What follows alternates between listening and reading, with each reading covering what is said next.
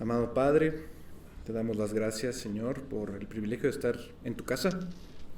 Te pedimos que si hay alguna pesadez, alguna carga sobre nuestras almas, que impida nuestra alabanza, nuestra concentración, nuestra alegría, te pedimos por el poder del Espíritu Santo que pues tú lo levantes de nosotros, y te pedimos, Señor, que nos unjas con el aceite de tu alabanza, de tu alegría, de tu bendición.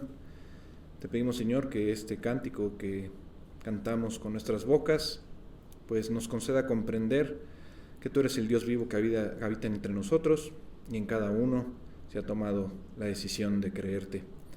Ahora, Señor, te rogamos que permitas que tu espíritu de sabiduría y revelación descanse sobre esta palabra y nos descubra las posibilidades de tu gracia. Señor, necesitamos de tu palabra desesperadamente en estos tiempos. Hemos escuchado semana tras semana acerca de tu honor, del privilegio y la bendición de la justificación de los pecados por medio de la fe.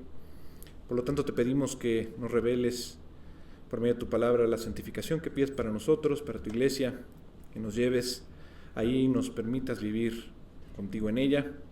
Y por eso te pedimos que tomes cada uno de nuestros corazones, sobre todo los que carecen de fe, para que puedan crecer en tu conocimiento en Cristo, y los resucites también por tu misericordia y gracia. Gracias, Señor, por traernos contigo este día, y por nuestros pastores, por Miguel, por Alex que está en el tráfico, por todos nuestros hermanos que todavía no llegan, los que van a escuchar esto después.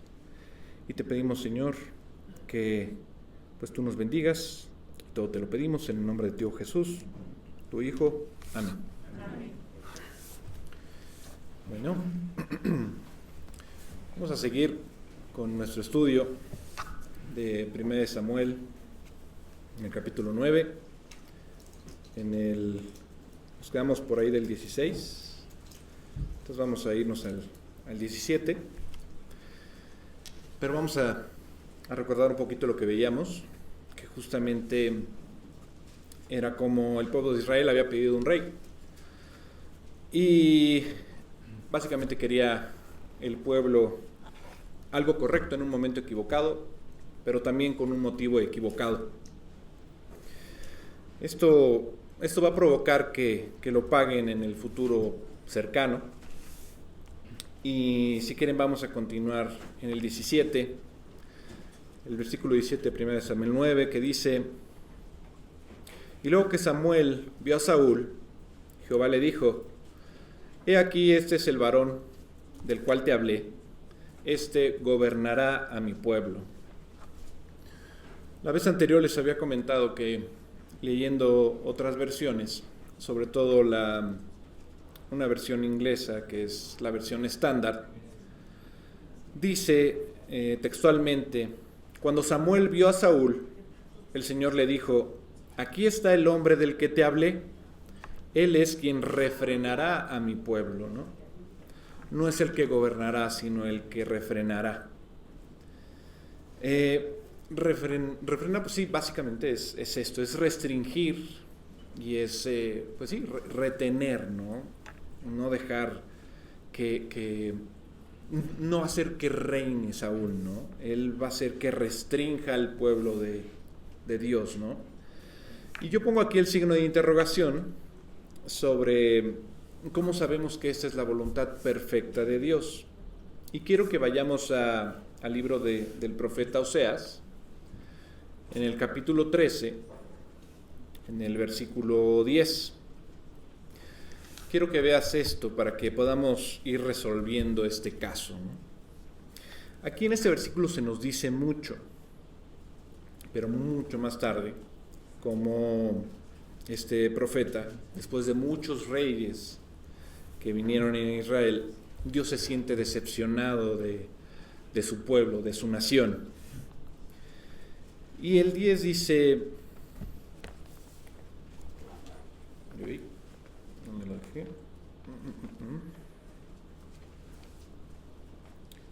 Dice: ¿Dónde está tu rey para que te salven todas tus ciudades? ¿Dónde están todos tus gobernantes? Aquellos de quienes dijiste: dame un rey y príncipes. Antes de continuar, Eso es básicamente lo que pide Israel, ¿no? Le dijeron a Samuel, le dijeron a Dios, danos un rey. Pues bien, Dios lo hace. Pero quiero que veas en el versículo 11 lo que le dice Oseas, ¿no? Y dice Dios, te di rey en mi furor y te lo quité en mi ira. Dios no le entregó a Saúl a Israel con una sonrisa en el rostro, sino que en realidad, pues sí, lo puso en su furor, ¿no? Justamente se lo quita en su ira. ¿Cómo puedo decir esto? Porque después vamos a ver cómo el mismo Saúl se suicida, ¿no? Y vamos a adelantarnos nada más para ver ese versículo en 1 Samuel, en el capítulo 31, en el versículo 1, donde dice: los filisteos pues pelearon contra Israel, y los de Israel huyeron delante de los filisteos, y cayeron muertos en el monte de Gilboa. Y siguiendo los filisteos a Saúl y a sus hijos, mataron a Jonatán, a Abinadab y a Malquisúa, hijos de Saúl. Y arreció la batalla contra Saúl, y le alcanzaron los flecheros, y tuvo gran temor de ellos. Entonces dijo Saúl a su escudero: saca tu espada y traspásame con ella, para que no vengan esos incircuncisos y me traspasen y me escarnezcan. Mas su escudero no quería, porque tenía gran temor. Entonces tomó Saúl su propia espada y se echó sobre ella. Y viendo su escudero a Saúl muerto, él también se echó sobre su espada y murió con él. Así murió Saúl en aquel día, juntamente con sus 3 hijos y su escudero y todos sus varones. Vemos pues que Saúl sabe que esta es la voluntad de Dios. Pero no es el sentido de bendecir a su pueblo, sino el de juzgarlo. Hoy en día nuestro país, por los comentarios que hemos hecho como creyentes, sabemos que necesita un avivamiento este pueblo, nuestra nación. Pero más que eso, vemos que es un juicio. Es un juicio de muchas cosas que hemos hecho y que no nos hemos dado cuenta, incluso empezando por nosotros mismos cuando no hablamos de Cristo, ¿no? Sin embargo, hay una esperanza, ¿no? Porque donde sobreabundó el pecado, todavía abundó la gracia, ¿no? Donde abundó el pecado, sobreabundó la gracia, dice la Biblia, ¿no? Ahora bien, el misterio que estamos viendo es por qué eso no excusa la desobediencia de Saúl. Sabemos desde el principio que el mismo Saúl no era el candidato ideal, ¿no? Que iba a ser el rey que Dios tenía en mente. Sin embargo, Dios lo utiliza. Y a medida que hemos estado leyendo, vemos lo que se le dice a Saúl, y de repente vemos en este versículo, en el siguiente, 1 Samuel 9:18, lo que dice. Entonces Saúl se acercó a Samuel en la puerta y le dijo: dime, ¿dónde está la casa del vidente? Entonces, ahora sí, este jovenzuelo, pues ni siquiera reconoce a la persona más famosa en la tierra de Israel en el momento, ¿no? Básicamente veo un hombre mayor y le dice: oye, dime dónde está el profeta de Dios, dónde está este vidente, ¿no? Él es joven, y cuando uno es joven, pues tiene otros intereses, ¿no? Y no se preocupa por los acontecimientos que hay a su alrededor. Justamente ayer en nuestro desayuno hablamos de muchas cosas, y de repente uno comienza a ver, oye, que las noticias, ¿no? Oye, ¿no? Que Israel, ¿no? Y los grupos que están contra ellos, los países que están contra ellos. Oye, pues ya hubo candidaturas, ya tiene nuevo presidente, ¿no? Para el siguiente periodo, ¿no? ¿Qué va a hacer con China? ¿Qué va a hacer con Ucrania, ¿no? ¿Qué va a pasar con Taiwán, no? Y dices, bueno, ¿qué va a pasar con Latinoamérica, no? Pero uno no pregunta qué va a pasar con mi familia. Estamos en otro lado, ¿no? Y los jóvenes aún más están metidos en su propio mundo, ¿no?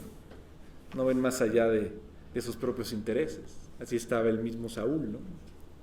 Entonces primero Samuel le demuestra esta autoridad profética y le dice: oye, mira, las asnas de tu padre que estabas buscando, que se habían perdido hace 3 días, no te preocupes, las encontraron, ¿no? Y Saúl no dijo nada acerca de las asnas, básicamente, ¿no? No sabía quién era este hombre. Y Samuel le dice que todo está arreglado, que no se preocupe, ¿no? Pero ¿por qué está haciendo esto? Y es una razón para demostrar que él es profeta, pero desde un punto de vista muy práctico, ¿no? Está lidiando con las distracciones de Saúl y dice, no te preocupes, ya está. Quiero que me atiendas a mí, que me hagas caso, ¿no? Y justamente es antes de darle una revelación importante al mismo Saúl, ¿no? Que el mismo Dios se la reveló a Samuel. Y con eso les quiero decir que a veces llegamos a nuestro estudio distraídos o nos vamos sin saber lo que Dios quería decirnos, nada más escuchamos y tenemos tantas cosas en la cabeza que no entendemos la idea principal, ¿no? Y esa idea principal para muchos puede ser muy diferente, ¿no? Algunos les puede decir una cosa, algunos otra. Es como cuando ves el mismo capítulo varias veces, en cada uno te dice algo diferente dependiendo de lo que estás viviendo, ¿no? Y en nuestros días, pues sí, vivimos con más distracciones que en cualquier otro momento en la historia, ¿no? Nos bombardean por todos lados. Por lo tanto, será necesario que tú y que yo, pues cada vez que nos pongamos bajo la palabra de Dios, pues ya sea en el estudio o en nuestro tiempo con Él, tratemos de eliminar esas distracciones, ¿no? Para que podamos escuchar lo que Él tiene que decirnos. Aquí Samuel está diciendo, mira, vamos a ocuparnos de lo que te preocupa en este momento, ¿no? Y lo que te preocupa, que son las asnas, está bien. Vamos a pasar a lo siguiente, ¿no? El asunto en cuestión. Todo Israel desea algo y hay un rumor en la nación donde todos escuchan, queremos un rey, queremos un rey. Y yo te voy a decir algo, tú eres el deseo del pueblo de Israel. Tú eres ese deseo, ¿no? Ahora imagínate cómo puede reaccionar este joven, que veía, yo creo, un mundo de posibilidades en sus propias fuerzas. Y de repente le llega este profeta, esta persona mayor, esta persona sabia, y donde, pues sí, Saúl mientras mira por sobre todos los demás. Y de repente llega y le dice, oye, todo el mundo te desea, todo Israel te desea. Bueno, porque está alto, ¿no? Entonces, ¿cómo reacciona Saúl, no? Hasta eso lo hace con gran modestia. Les comentaba que si uno no conociera toda la historia de Saúl, pues sí, o sea, te cae bien, ¿no? Y responde justamente en el versículo 21. Saúl respondió y dijo, ¿no soy yo hijo de Benjamín, de la más pequeña de las tribus de Israel? ¿Y mi familia no es la más pequeña de todas las familias de la tribu de Benjamín? ¿Por qué pues me has dicho cosa semejante? Y realmente me agrada la actitud de Saúl. Él, siendo aún joven, se preocupa por su padre, por este mandato que le fue a pedir para buscar lo que se le había perdido. Y sí, va a buscarlos durante pues, un largo tiempo, estos 3 días, ¿no? Y bueno, le dice al criado, oye, pues ¿a dónde vamos? Le dice, yo conozco a alguien, le lleva un regalo que es justamente de este ciclo de plata. Y ahora llega con él, le dice que todo está bien y aparte le da una revelación, ¿no? Le dice, oye, vas a ser rey. Y él seguramente dijo, yo nada más venía por las asnas, no venía a otra cosa, ¿no? Venía a agradecerte, aquí está tu regalo y ya, no me imaginaba todo esto, ¿no? Y justamente en los versículos 1 y 2 de este capítulo 9, él explica, ¿no? Explica el capítulo, ¿no? Que él venía de esta familia de valerosos, una familia con reputación, pero él hace caso omiso de eso y dice, ¿cuál familia? Mi familia, pero si somos pequeños, somos los más pequeños de todo Israel, básicamente, ¿no? O sea, lo tomas eso con humildad, ¿no? Pero al igual que otras características de Saúl, ¿tú crees que esa humildad va a perdurar toda la vida? Uno podría decir, claro, pues el pueblo de Israel lo pidió, Dios se lo dijo a Samuel, y Samuel ya le dijo, oye, vas a ser rey. ¿Por qué no duraría esta humildad? ¿Qué pasaría? ¿Qué podría pasar si no sabes la historia? Que cambiara su actitud, ¿no? Ahora pues él va a ser un príncipe, ¿no? El príncipe de Dios, y esa posición pues va a revelar algo en su corazón. Y justamente lo que más, o lo que no queremos ver muchas veces, está muy, muy profundamente, tanto así que Dios tiene que ir trabajando, ¿no? Hace poquito, un familiar tuvo que ir al dentista y fue como 5 veces, ¿no? Y digo, oye, me duele la muela, ¿no? Y veía, no tienes nada, está perfectamente limpio, no tienes nada. Y otra vez, me duele la muela. No, pues no tienes nada, ¿no? Ah, bueno, otra vez. Y de repente, bueno, está bien, ¿qué es? No, pues tal vez el nervio, bueno, vamos a tener que hacer una endodoncia. Bueno, va con el endodoncista. Ya le hace la endodoncia. Bueno, ya. Oye, me duele. No, pero ¿cómo te va a doler? No, me duele.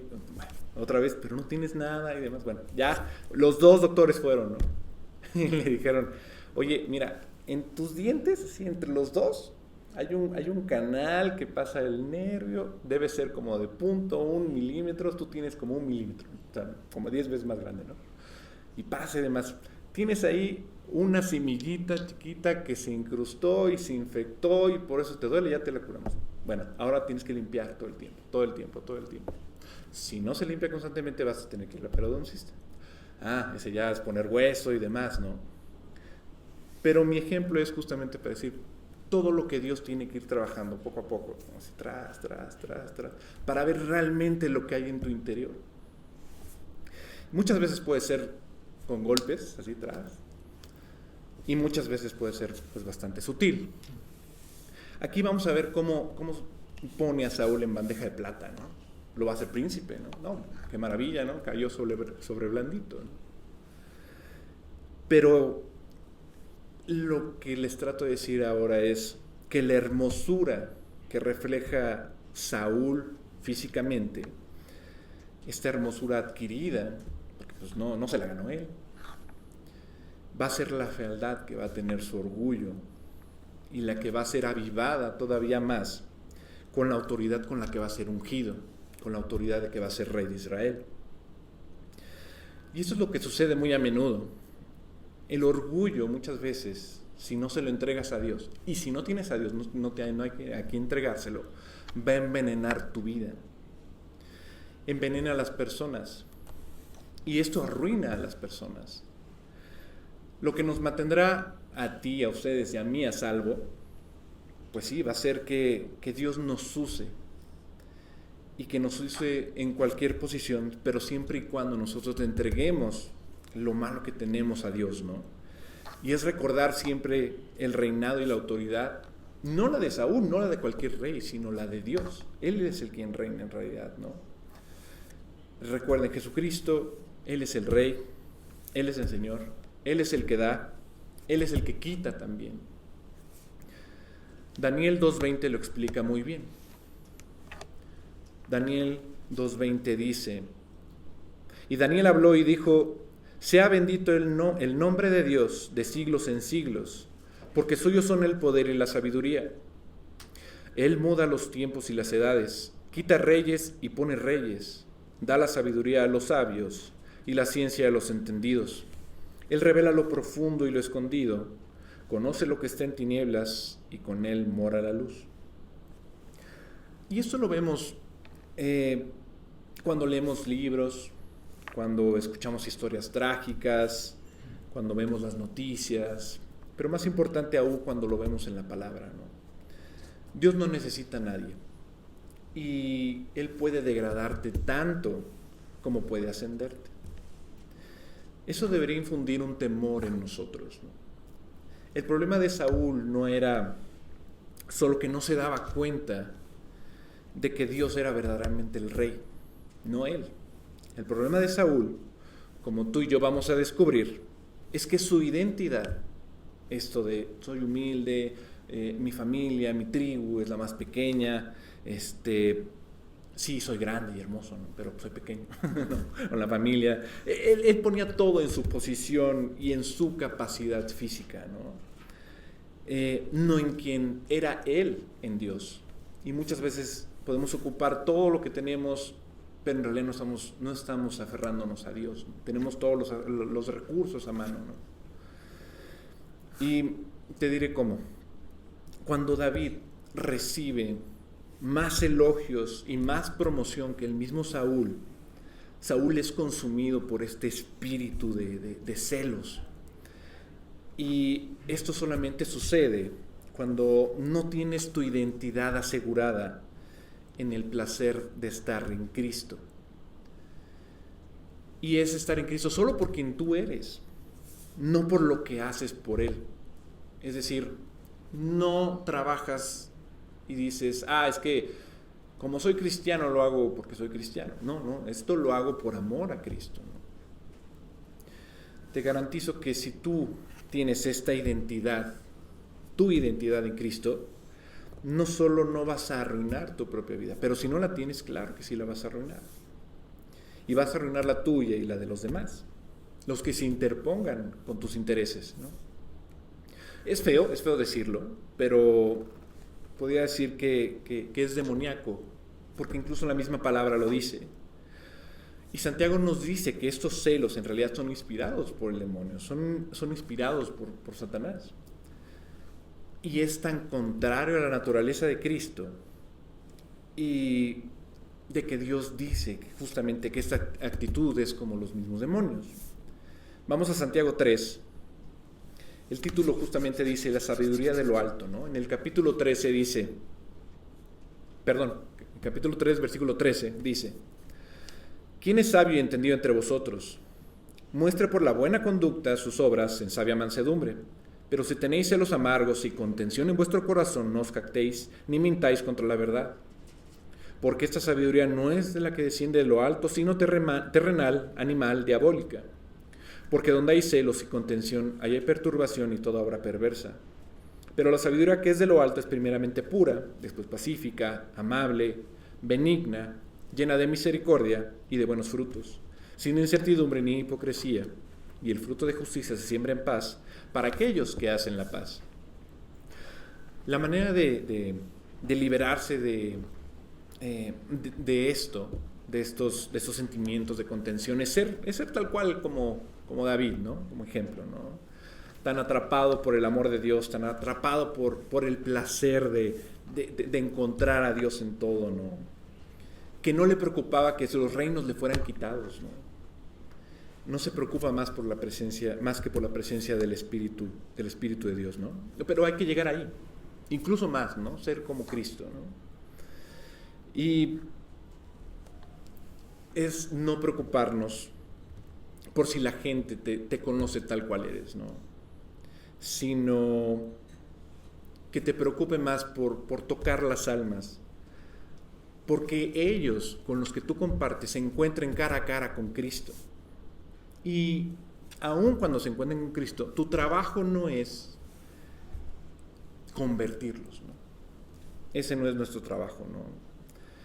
Y nuestro trabajo, no es determinar la amplitud de tu ministerio, ¿no? No es decir, voy a ir aquí, voy acá y tal cosa. O sea, sí hay que hacerlo, ¿no? Pero no te pongas presión de, híjole, necesito que se convierta que se convierta que se convierta aquel, ¿no? Ayer justamente también hablábamos en el desayuno, ¿no?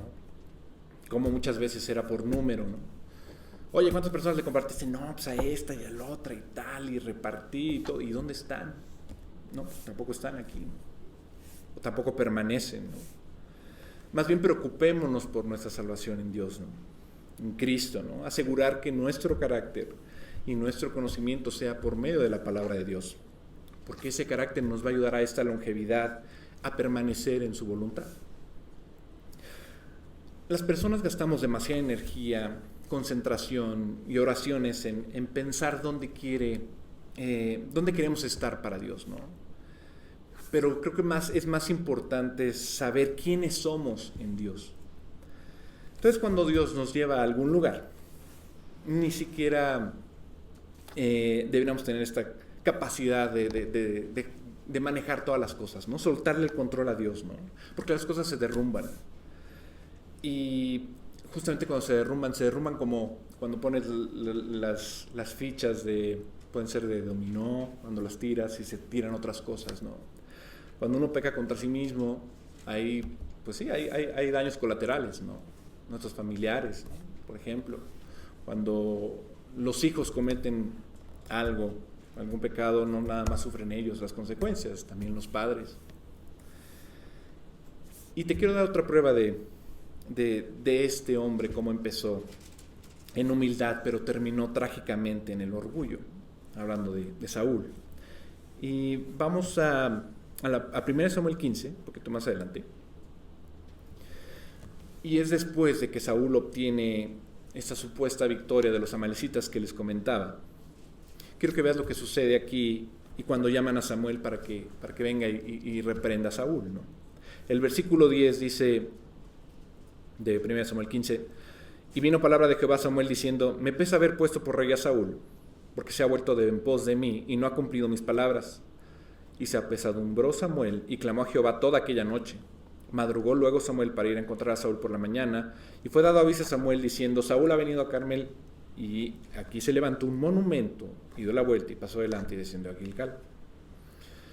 Esto está muy lejos de cómo lo vemos en el capítulo 9, siendo humilde, ¿no?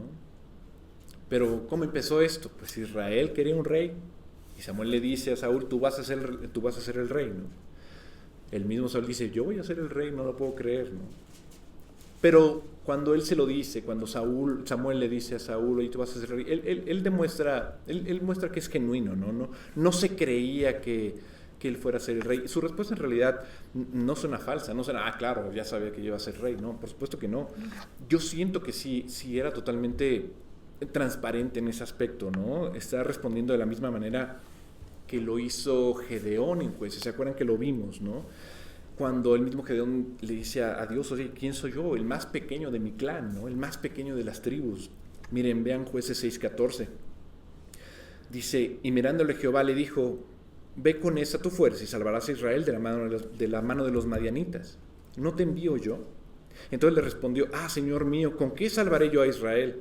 He aquí que mi familia es pobre en Manasés, y yo el menor en la casa de mi padre. Jehová le dijo, ciertamente yo estaré contigo y derrotarás a los madianitas como un solo hombre. Gedeón estaba, ¿de verdad yo voy a hacer eso? Igual el mismo Saúl dice, yo voy a hacer eso. 6 capítulos después, el mismo Saúl tiene esta victoria, y el tipo que hace, erige una estatua, ¿no? En su nombre, ¿no? Entonces, me puedo imaginar su pensar diciendo, quiero que todos sepan por el resto de la historia de Israel que yo, Saúl, conquisté a los amalecitas, ¿no? Y vaya, ni siquiera lo hizo bien, porque no siguió las instrucciones, ¿no? Porque dejó al rey Agag vivo como presea de, miren, lo agarré, ¿no? Cuando le dijo a Samuel que no, que acabara con todo, ¿no? Así que tenemos que entender el principio de que Dios llama a la gente a ser humilde y terminar humilde, ¿no? Y digo, fácilmente podemos pensar en Moisés, ¿no? Que no podía ni siquiera hablar bien.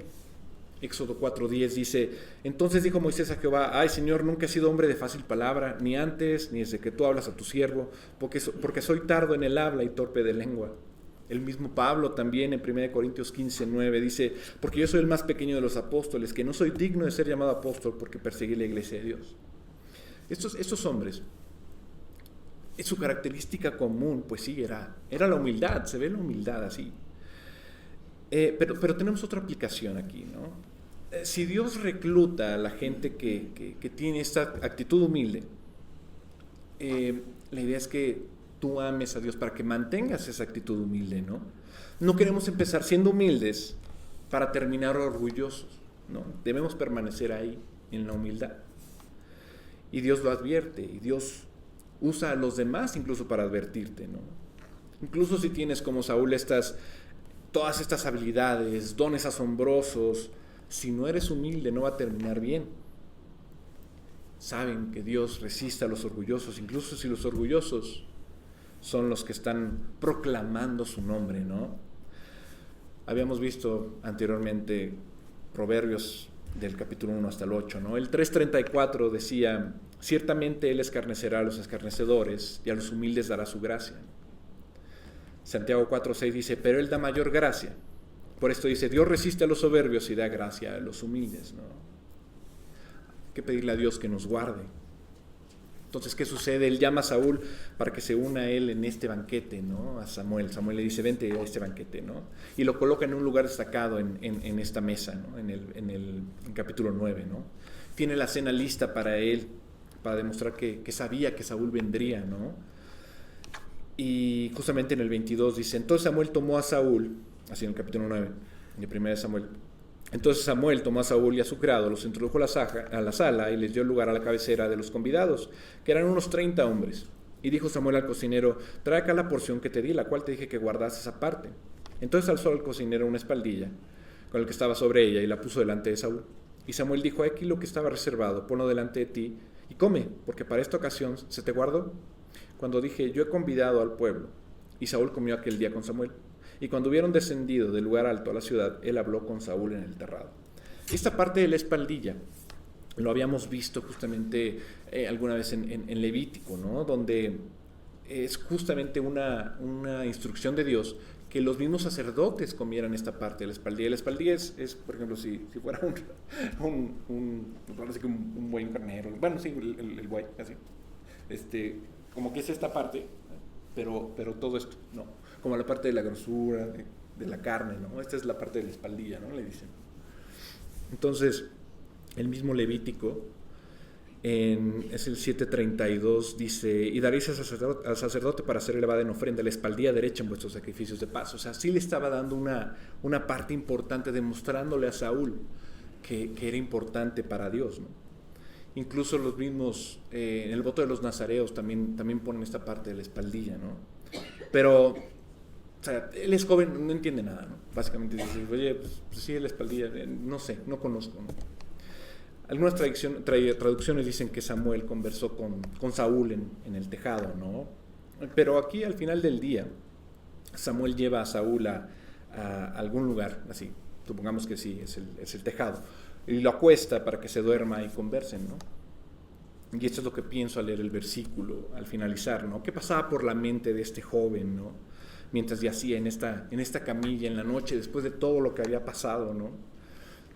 Seguramente él decía, que acaba de pasar? Hoy, hace 3 días temprano salí para buscar las asnas de mi padre, llegamos a esa ciudad, unas mujeres nos dijeron, allá está el profeta que te va a decir dónde, y esta persona mayor se me acerca y me dice, oye, vas a ser rey. Entonces seguramente estaba pensando todo esto, o quizá no, como cualquier joven, igual se duerme, mira, no pasa nada, ¿no? ¿Quién sabe qué pasó? El versículo 26 de 1 Samuel 9 dice, al otro día madrugaron y al despuntar el alba Samuel llamó a Saúl, que estaba en el terrado, y dijo, levántate para que te despida. Luego se levantó Saúl y salieron ambos, él y Samuel. Y descendiendo ellos al extremo de la ciudad, dijo Samuel a Saúl, di al criado que se adelante, y se adelantó el criado. Mas espera tú un poco para que te declare la palabra de Dios. En una noche, la providencia puede cambiar el resto de nuestras vidas. Esta mañana sería una mañana que haría que Saúl experimentara una transformación que nunca antes hubiera pensado, ¿no? Y eso es lo que quiero contarte sobre tu vida como creyente. Y ya sabes, hay algunas personas en las que en la fe se sienten estancadas, o lo hemos estado muchas veces, y en la vida es así, lo saben, ¿no? Y nos frustramos porque las cosas son predecibles, son comunes, pero yo diría que no hay nada común en el reino de Dios. Mientras sirves al Señor, debes saber esto. Él puede mantenerte en ese lugar, tal como mantuvo a José en una celda durante años. Pero todo puede cambiar en una noche, todo puede cambiar en una mañana, todo puede cambiar esta mañana también. Ahora bien, si Dios va a hacer esto en tu vida, yo no soy quien te pueda dar la autoridad para decir sí o no en algo, ¿no? Pero sí te diré esto, cuando sirves al Señor, todo lo que se necesita es una llamada telefónica, una reunión como ayer, un estudio como el día de hoy, o incluso un viaje a algún lugar, un encuentro con un creyente tal vez, en una conversación, lo que sea para que todo cambie de un momento a otro. Digo esto para despertar tu entusiasmo, ¿no? Señor, mi vida está en tus manos y todo lo que quieras cambiar, pues cámbialo en mí, ¿no?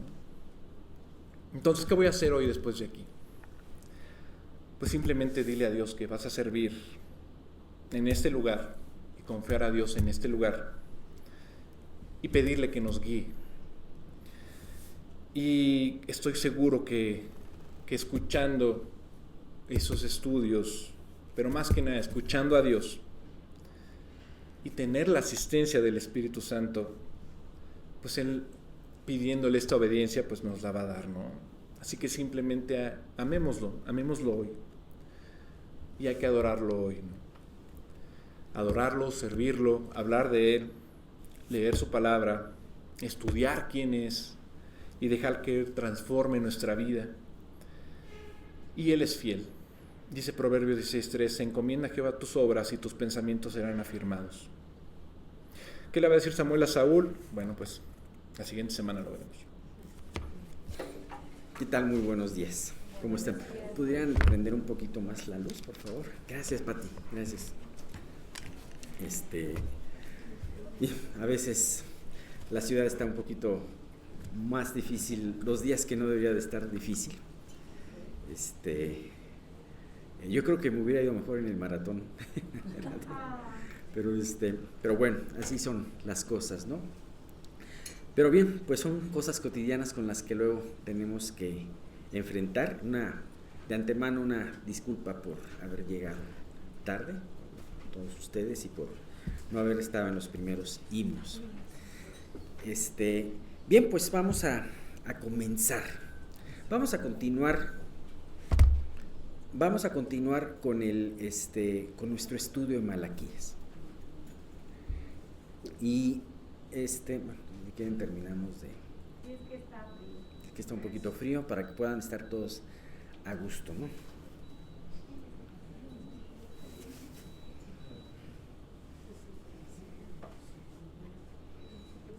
que estaba bien, pero no me Estaba aventando el aire hacia los lados, empezó a doler el ojo.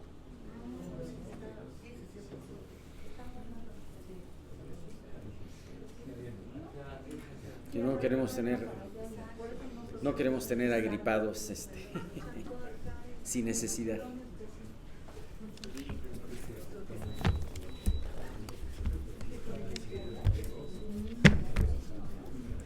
Bueno. Muchas gracias, Miguel, muchas gracias. Bien, pues, ¿se acuerdan que vimos la última vez? Vimos una exhortación muy importante del profeta Malaquías, que le daba al pueblo, un aviso que le daba al pueblo de Dios, y hablaba acerca del arrepentimiento. Y habíamos hablado del arrepentimiento, ese volveos, decía Dios, volveos a mí y yo me volveré a ustedes, ¿no? Y vemos que esta era una parte muy importante de toda esta sección que estamos viendo, ¿no? De Malaquías 3, capítulo 3, estamos en Malaquías capítulo 3, y estamos viendo precisamente esa sección entre el versículo 6 y el 11. Y entonces, entre el 6 y el 11. Y entonces estábamos viendo precisamente un punto muy importante en todo este pasaje, el llamamiento de Dios al arrepentimiento. Y ese arrepentimiento era: vuélvanse a mí, ustedes den ese primer paso y yo me volveré a vosotros. Vamos a ver que en un versículo de estos que sigue a continuación también vamos a ver que Dios pide un primer paso también, ¿no? Y así es la fe. Dios nos pide un primer paso, ¿no? Jesús siempre decía, le decía al padre del muchacho lunático, cuando el padre le dijo, si tú puedes hacer algo, y le dijo Jesús, si tú puedes creer, al que cree todo le es posible. Y entonces el padre tomó el primer paso y dijo, creo, ayuda a mi incredulidad. Y bien, pues, una vez que vemos esto del arrepentimiento, vemos cómo el pueblo todavía dice, ¿y en qué hemos de volvernos a ti? Pues si vivimos bien, no hay nada, no hay algo grotesco que estemos haciendo que nos diga que estemos viviendo mal, ¿no? Y entonces Dios los enfrenta Dios los enfrenta a una situación muy importante. En todo esto, hemos visto un Dios que con toda paciencia y misericordia va enfrentando al pueblo, va enfrentando a diferentes cosas. Ustedes no están honrando mi nombre. Ajá. Ustedes se tienen que volver a mí. Ustedes, y así varias cosas, ¿no? Y entonces el pueblo constantemente está diciéndole en qué hemos de volvernos a ti, cómo hemos estado nosotros deshonrando tu nombre, ¿no? Y así el pueblo sigue. Entonces Dios los vuelve a enfrentar. Y vamos a ver en esta parte del 3:8, ¿no? En donde dice,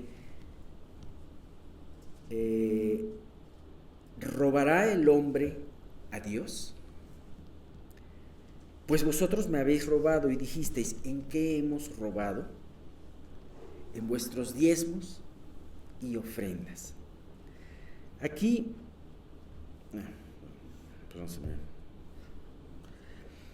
aquí dice, o sea, Dios los enfrenta. Dicen, ¿qué hemos de volvernos a ti? Y Dios les dice, ustedes me han robado. Y el pueblo todavía le dice, ¿robará el hombre a Dios? E imagínate, Dios los enfrenta a un pecado, el pecado del robo. Ajá. Y entonces, déjenme ponerme aquí. Y entonces Dios, para hacer más evidente este pecado, dice, ¿cómo es posible que el hombre robe a Dios? Imagínate esta escena. Cuando vemos un ladrón, ¿cómo actúan los ladrones? Los ladrones generalmente actúan o en la oscuridad o actúan de una manera muy sutil para hacer sus fechorías. Ajá.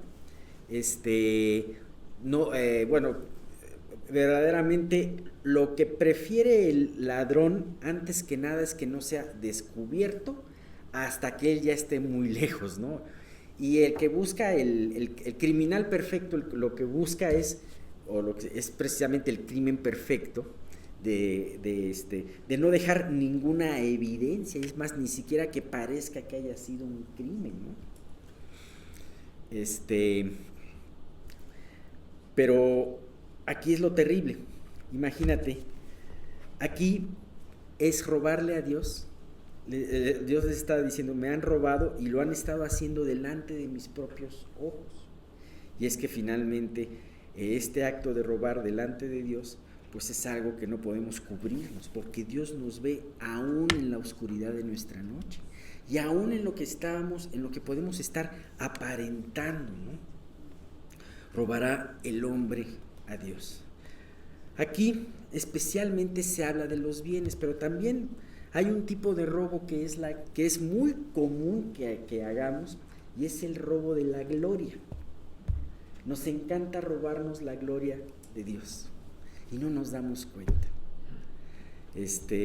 Cuando decimos, es que yo he hecho esto por Dios, es que esto me salió muy bien, es que prediqué muy bien, es que mira cómo fui muy valiente para hablarle a esta persona, en fin, varias cosas, o simple sencillamente cuando tú le pides algo a Dios y después no reconoces ni le agradeces lo que Él te respondió, entonces le robas la gloria a Dios. Bueno, esto no habla específicamente el libro de Malaquías. Aquí habla de otro tipo de robo y efectivamente lo maneja Malaquías. Dios le dice específicamente, porque el pueblo además dice, ¿en qué te hemos robado? Fíjate que hay algo muy importante. Dios nos puede enfrentar muchas veces, como enfrentó al pueblo de Israel. Pero desgraciadamente muchas veces los hombres, los humanos, tenemos esa misma actitud que tuvo el pueblo de Israel. ¿Y en qué lo hemos robado? ¿O en qué no lo hemos glorificado? ¿O en qué lo hemos... en fin, todo esto, ¿no? La actitud correcta que debemos de tener es, cuando Dios nos enfrenta a algo, es preguntarnos, no a Dios, sino preguntarnos a nosotros mismos. Si Dios está diciendo esto, ¿por qué lo está diciendo? ¿Qué es lo que Dios quiere al día de hoy enseñarme en todo esto, ¿no? Claro, ellos dicen, ¿en qué te hemos robado? Definitivamente ellos no estaban viendo la gravedad de ninguno de sus pecados. No estaban viendo la gravedad de las ofrendas defectuosas que ellos entregaban. No estaban viendo la gravedad de sus divorcios. No estaban viendo la gravedad de muchas cosas. Y ellos se pensaban limpios y decían, ¿en qué te hemos robado? Y Dios, en su misericordia, les hace muy puntual precisamente para qué es lo que quería llegar. Y dice, en vuestros diezmos y ofrendas. Y luego dice el 3:9, malditos sois con maldición, porque nosotros, la nación toda, me habéis robado. Y luego dice el 10, traed todos los diezmos al alfolí y haya alimento en mi casa. Y probadme ahora en esto, dice Jehová de los ejércitos, si no os abriré las ventanas de los cielos y derramaré sobre vosotros bendición hasta que sobreabunde. Dios aprovecha este cinismo de Israel para empezar a enseñar algo muy importante al pueblo. Ellos estaban menospreciando este mandamiento acerca del diezmo. Entonces, esto da pie a desarrollar este tema muy importante. Y es un tema muy importante no solamente a los creyentes de aquel entonces, o a los judíos, o al pueblo de Israel de aquel entonces, sino también hoy en día. Hoy en día es un punto muy importante, ¿no? Ahora, hay algo muy importante en este asunto. Siempre cuando se trata de este tipo de temas es un tema un poco delicado. ¿Por qué? Porque hay mucha gente que puede decir, híjole, ya me van a pedir algo. Fíjate, me acordé de un versículo, y esto no lo tenía pensado, cuando Pablo en Filipenses les agradece el cuidado que habían tenido por él. Pablo les dice algo muy importante en todo esto. No es que busque dádivas, sino que busco fruto que abunde en vuestra cuenta. Este es un punto muy importante y quiero que ustedes lo puedan tener muy pendiente, muy en la mente en todo este tema que vamos a ver. Acuérdense, es Filipenses capítulo 4 versículo 17. No es que busque dádivas, sino que busco fruto que abunde en vuestra cuenta. Pablo empieza este capítulo hablando acerca y dándole gracias a los filipenses por el cuidado que habían tenido por él. Y sentía un regocijo por ese cuidado que había tenido por él en cuanto a su manutención. Sin embargo, Pablo mismo dice, unos versículos antes, dice, no lo digo porque tenga escasez, pues he aprendido a contentarme, cualquiera que sea mi situación. Sé vivir humildemente y sé tener en abundancia. En todo y por todo soy enseñado, así para estar saciado como para tener hambre, así para tener abundancia como para padecer necesidad.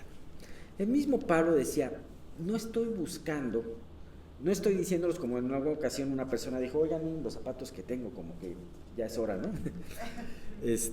No, Pablo decía, no es porque esté buscando algo para mí, puesto que Dios, a la vez de que trabaja con ustedes, trabaja conmigo, decía Pablo. Así como Dios trabaja en sus corazones para que ustedes puedan tener gratitud, y ser generosos, así también Dios estaba trabajando en el corazón de Pablo y enseñándole a tener una palabra que luego nos cuesta trabajo escuchar, que se llama contentamiento.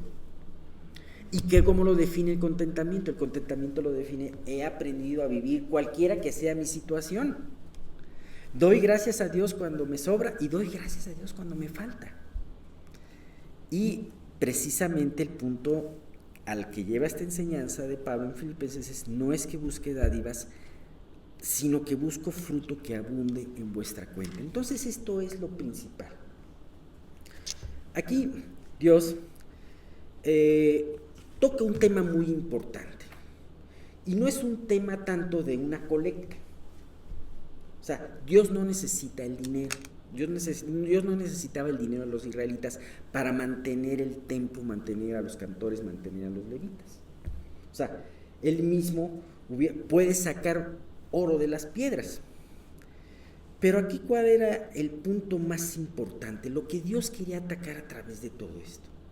Y es algo que es una situación muy sutil. ¿Cuál es tu relación con el dinero?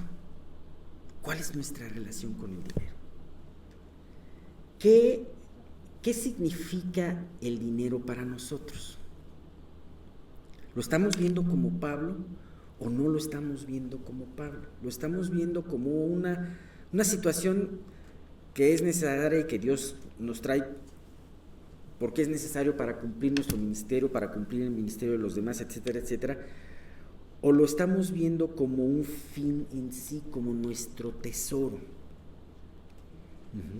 Ahora, no tenemos que tener mucho dinero en una cuenta para tener problemas con el dinero, porque finalmente nosotros podemos tener poco dinero, pero en nuestro corazón podemos tener un verdadero problema de codicia y de avaricia.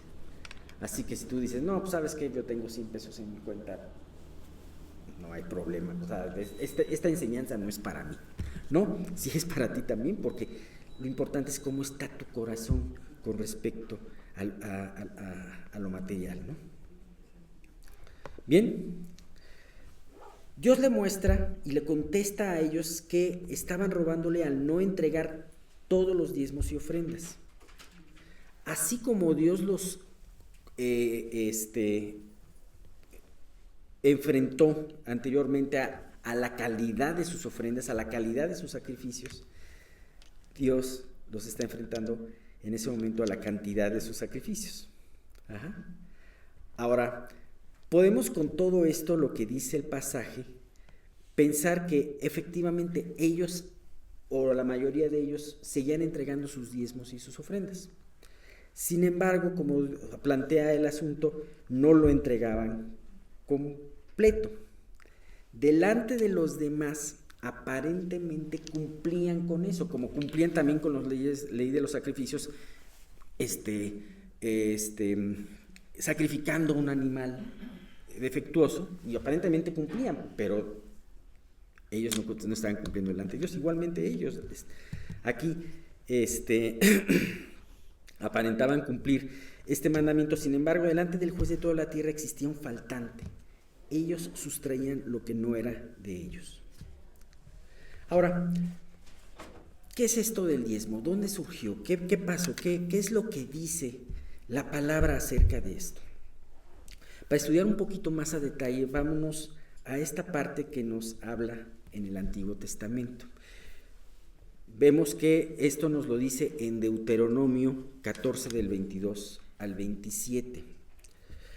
Vamos a ver, y yo creo que nos vamos a tardar tanto esta vez como la siguiente, ver qué es lo que dijo el Antiguo Testamento y ver qué es lo que dice el Nuevo Testamento, porque hay ciertos cambios. Entonces, yo sé que a lo mejor pueden haber varias dudas después de todo esto que veamos, pero vamos a completar con el favor de Dios la próxima semana, ¿no?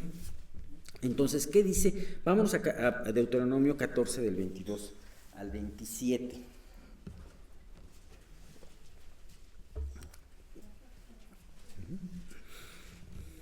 Entonces, acuérdense los puntos importantes que hemos estado viendo. El tema central de esta sección es el arrepentimiento. Ajá. El segundo tema es,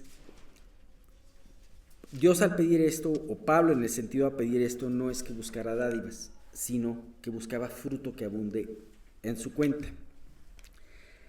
¿Y cuál era lo tercero? Lo más importante y el tema principal de todo esto es tu relación con el dinero. ¿Dónde está tu corazón? ¿Dónde está tu tesoro? Deuteronomio 14 del 22 al 27 dice: indefectiblemente diezmarás todo el producto del grano que rindiera tu campo cada año. Y comerás delante de Jehová tu Dios en el lugar que escogiere él para poner ahí su nombre. El diezmo de tu grano, el diezmo de tu vino, de tu aceite y las primicias de tus manadas y de tus ganados, para que aprendas a temer a Jehová tu Dios todos los días.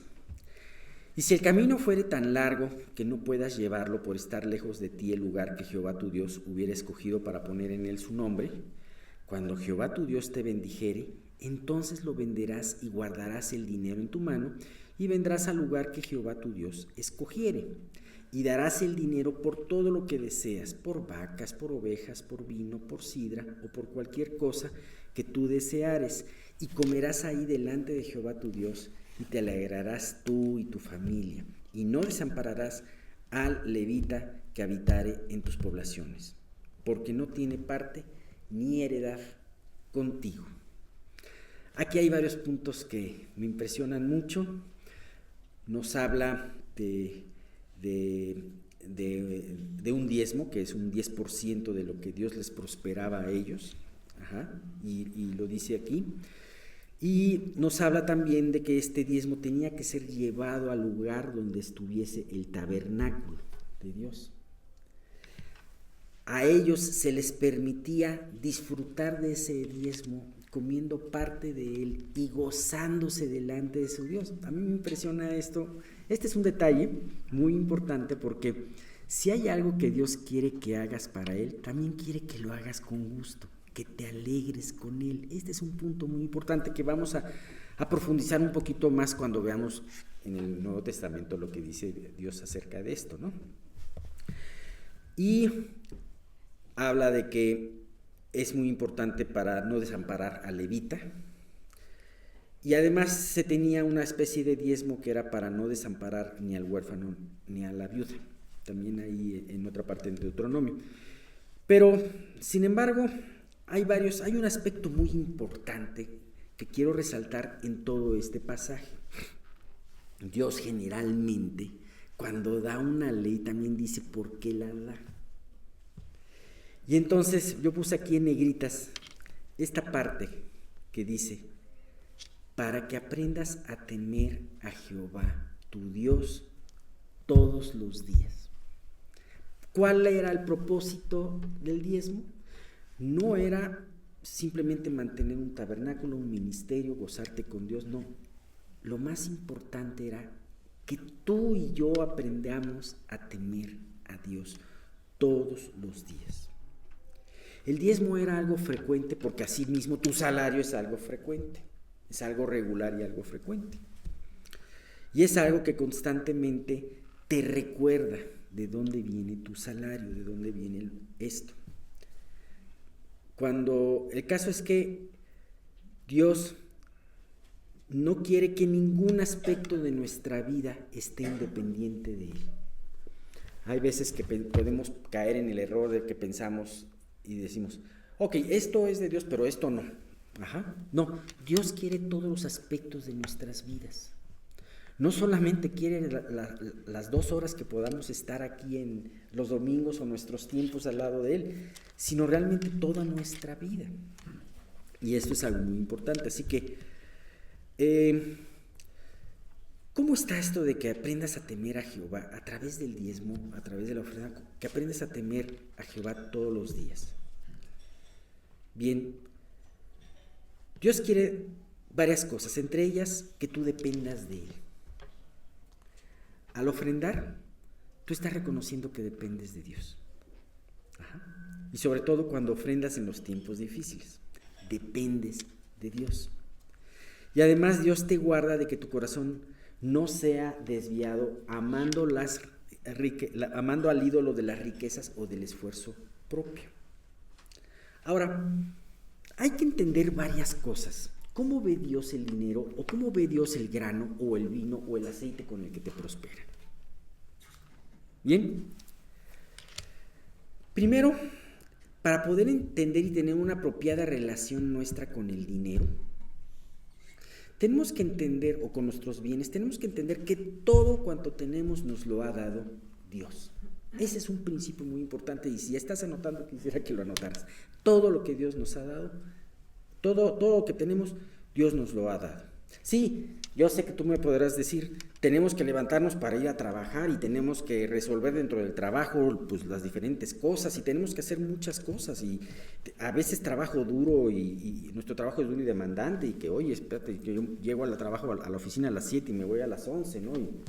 Sí, pero ponte a pensar que si no fuera por Dios no tendrías todo esto, no tendrías ni primeramente trabajo, no tendrías la sabiduría. ¿Quién te dio la sabiduría? O sea, ¿quién te dio a tus papás que pudieran ver por ti, que tuvieras una formación para poder ganar dinero? Ajá. ¿Quién te da la salud simple y sencillamente? El poder sentirte con la salud adecuada para levantarte a trabajar. Si tú gozas de la bendición de un coche, ¿quién te dio el coche? Si tú no gozas con esa bendición, pues gozas con la bendición del metrobús o del metro. O sea, de alguna manera todo ha sido puesto por Dios. Entonces, todo, absolutamente cuando tenemos, nos lo ha puesto Dios. Inclusive, si tú eres arquitecto, si tú eres ingeniero, si tú eres químico, si tú eres doctor, ¿quién te dio el gusto por lo que tienes? ¿Quién te puso desde chico? Ay, a mí me gustaría ver, de repente viste un programa de emergencias y dijiste, yo quiero hacer esto.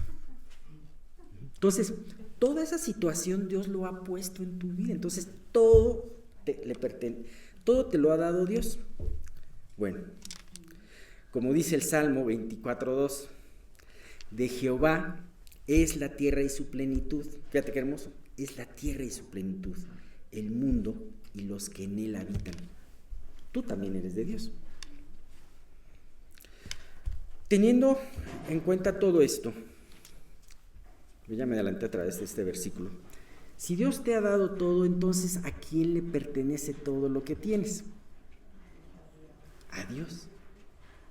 Tu vida, tus bienes, tu familia, todo cuando tienes, le pertenece a Dios. Cuando estamos viendo nuestro trabajo, nos olvidamos de eso y vemos nuestro trabajo como puro mérito propio, entonces ¿estamos dándole lugar a Dios? No, estamos dándole lugar a nuestro orgullo. Bien, teniendo esto en cuenta, así como que en cuanto a que todos nuestros bienes le pertenecen a Dios, tenemos que en cuenta que aunque una persona ofrendara una parte, por ejemplo, un 10%, el 90% restante le sigue perteneciendo a Dios. Solamente que hay una parte que tú le das a Dios y te olvidas de ella. Y hay otra parte que Dios te da el poder administrarla.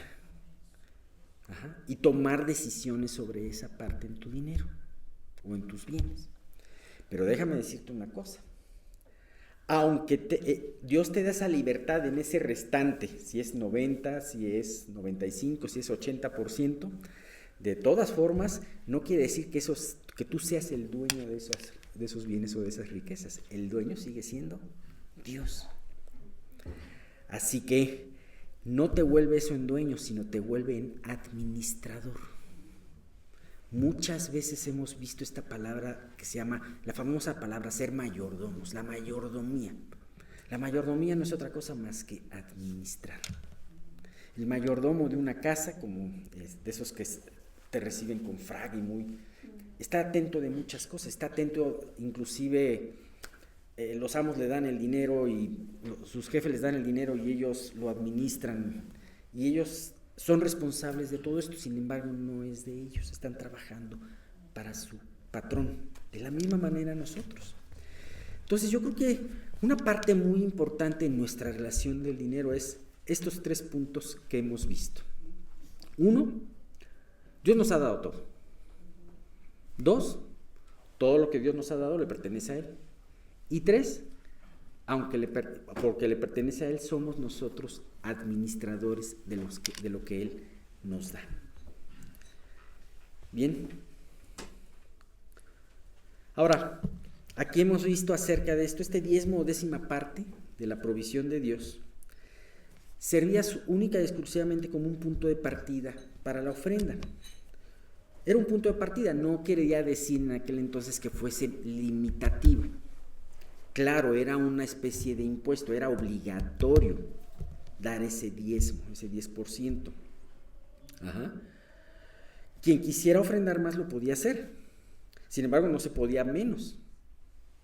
Por eso Dios acusa a los israelitas que le daban el diezmo incompleto. El problema no era retener una parte menos, sino el problema era tener un corazón malo para con Dios, un corazón lleno de tacañería, incredulidad e ingratitud. Ese era el punto importante. Como dijimos, no íbamos a volver a Dios rico, imagínate, cuando Él es el que enriquece, nos enriquece a todos, ¿no? Ahora, el versículo que vimos, el 9, está muy fuerte. Dice, malditos sois,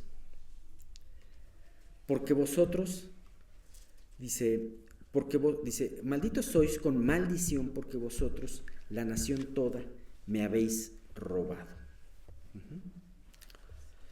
Y bueno, esto traía definitivamente, el dar este diezmo incompleto traía una maldición sobre ellos. Una de las maldiciones es lo que dice el versículo 11, que lo veremos posteriormente, pero tan solo, imagínate, si parte de este diezmo y ofrenda era para poder sustentar a los levitas y a los sacerdotes, cuando se descuidaba esta obligación, los levitas y los sacerdotes tenían que huir, o sea, de algo tenían que vivir, tenían que huir a sus diferentes tierras, ¿no? Este cuadro, precisamente del que les estoy comentando, nos habla del libro de Nehemías, en el capítulo 13. Nehemías en su primera visita a Jerusalén, fue cuando levantó el muro y puso muchas cosas en orden. Tuvo que regresarse con Artajerjes, y cuando regresó de nuevo a Jerusalén tuvo que volver a pedir orden, a tomar orden, porque era un relajo lo que él se encontró. En Nehemías 13, del 10 al 11, fíjate lo que encontró Nehemías. Encontró asimismo que las porciones para los levitas no les habían sido dadas, y que los levitas y cantores que hacían el servicio habían huido cada uno a su heredad. Ya en sí eso era una maldición, porque ya no estaba quien estuviese alabando a Dios y enseñándole al pueblo. Cada uno había huido, a cada uno a su heredad. Entonces reprendí a los oficiales y dije, ¿por qué está la casa de Dios abandonada? Eso ya era una maldición. Y los reuní y los puse en sus puestos, y todo Judá trajo el diezmo del grano, del vino, del aceite a los almacenes. Bien, de alguna manera se fue Nehemías, y el pueblo se había relajado en muchas cuestiones, como hemos visto a lo largo de este estudio, pero también especialmente en la cuestión de la ofrenda. Ahora, hemos hablado de que el punto principal era para que aprendas a temer a Dios todos los días de tu vida. Y parte de este temor que Dios quería enseñarle al pueblo era también ejercitar la confianza en su provisión. Por esta razón, Dios señalaba aquí en Deuteronomio 14 esta ordenanza como indefectible. ¿Tú sabes qué quiere decir la palabra indefectible? Sinónimos de la palabra indefectible quiere decir inevitable o indeclinable también. Así que Dios le decía a la gente, no importa la situación si estás pasando por una situación difícil económicamente, tú tienes que confiar en Dios,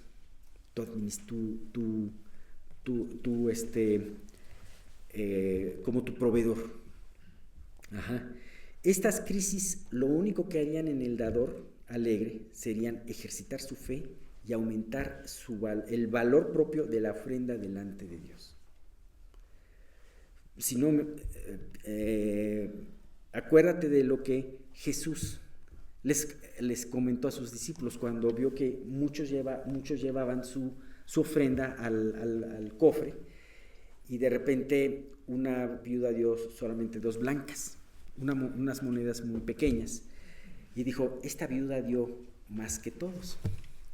Esta viuda no dio el 10%, sino al 10 le aumentó un 0 a la derecha, ¿no? Así que vamos a resumir este mandamiento del Antiguo Testamento. Tenemos estas enseñanzas, entre otras. Primeramente, Dios ordenó el diezmo para enseñar a su pueblo a temer, y eso implica reconocer que nuestro salario es de Él y que es necesario confiar en su provisión siempre. Y 2, Dios permitía a través del diezmo participar en el ministerio de los sacerdotes y levitas. ¿Por qué hablaba de los sacerdotes y los levitas, que finalmente son de la misma tribu? Porque acuérdense que Dios no les dijo a los sacerdotes y a los levitas que iban a tener heredad. Ellos no iban a tener heredad. Les iban a dar tan solo algunas parcelas para consumo propio, pero no iban a tener heredad. Dios iba a ser su heredad, y esa era la mejor heredad de todas. Pero a través de participar en ofrenda, Dios le permitía al demás pueblo participar de la bendición del ministerio de ellos, ¿no? Ahora, la visión que Dios nos da de la figura del diezmo en Deuteronomio 14 ha tenido algunos cambios con respecto a la iglesia del Nuevo Testamento. Lo primero que tenemos que entender es que Dios ha visto y quiere que veamos siempre nuestra ofrenda como una acción de gracias, como una acción de alabanza. Es decir, que ésta salga de un corazón agradecido y no por imposición. Aunque en la ley de Moisés era una imposición, se tenía como un impuesto, una especie de impuesto. Los impuestos se llaman así porque son impuestos. David nos enseña, la idea es que Dios fuera como un resultado de ese agradecimiento y esa alabanza del corazón de las personas. Fíjate que el rey David nos enseñó mucho acerca de este punto. Imagínate, David escribió muchísimos salmos, y ¿quién no sabría de alabanza sino David, no? Cuando él está presentando a su hijo Salomón y está hablando del templo, de los proyectos que tenía del templo y de cómo Dios le dijo que él no lo iba a construir.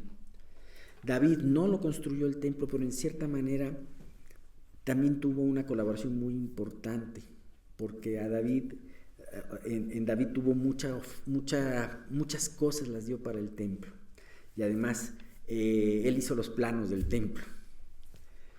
Y entonces empezó a comentar todo esto y empezó a hablar de todo lo que este rey había dado voluntariamente para el templo, e invitó a los demás a poder compartir de esta ofrenda, ¿no? Y fíjate, cuando vio que el pueblo empezó a ofrendar voluntariamente y con gozo, David se gozó muchísimo. Acuérdense el versículo: no es que busque dádivas, sino que busco fruto que abunde en vuestra cuenta.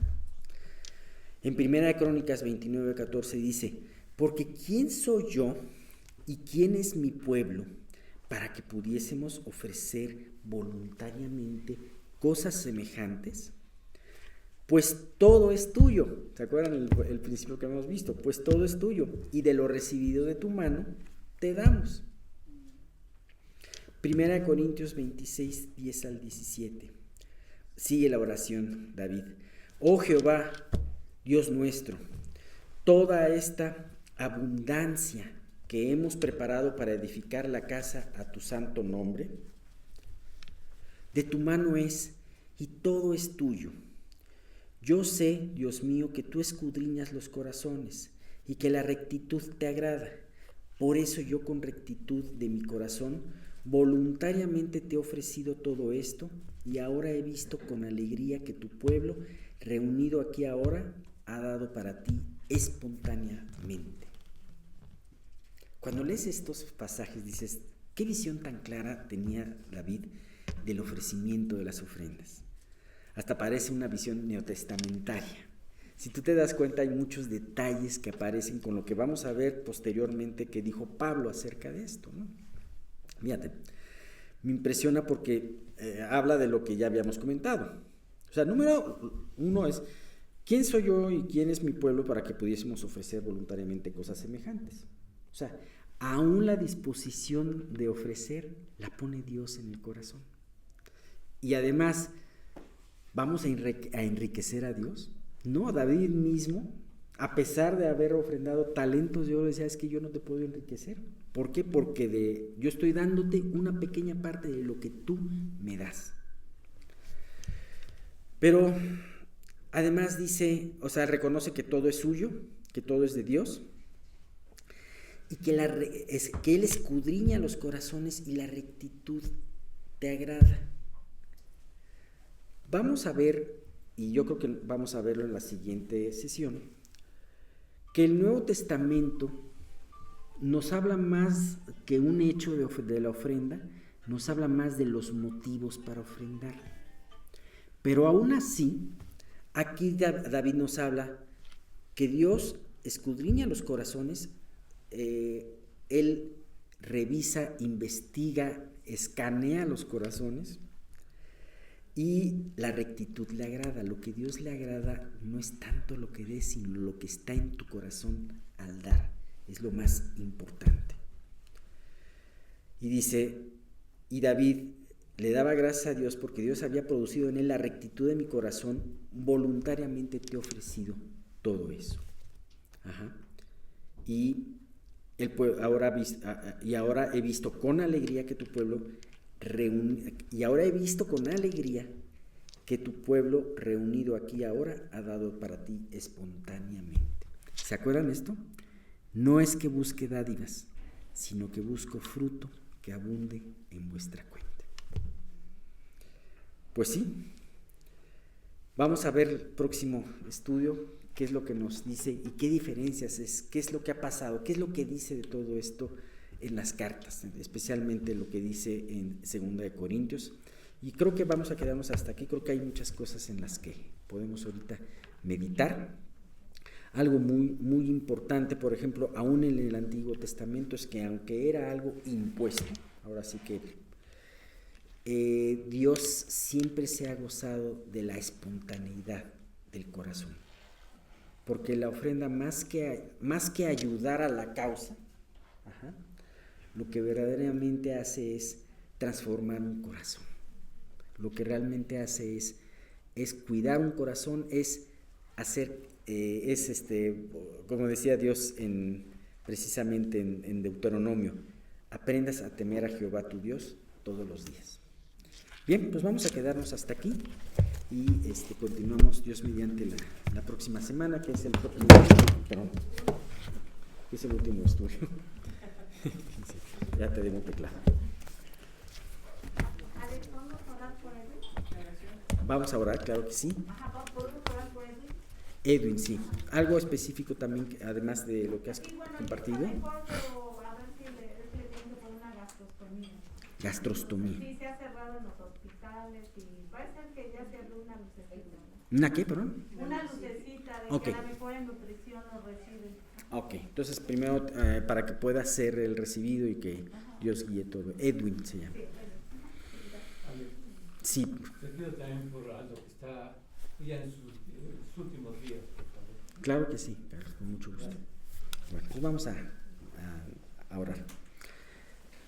Señor, te damos muchísimas gracias por este tiempo. Te damos muchísimas gracias porque podemos terminar estos 2 estudios. Gracias por lo que compartió Mauricio, así como también, Padre mío, lo que tú nos has estado enseñando a través de este estudio de Malaquías. Y Dios, pues yo te quiero pedir que tú pues sigas cuidándonos sigas, sobre todo lo más importante, trabajando en nuestro corazón.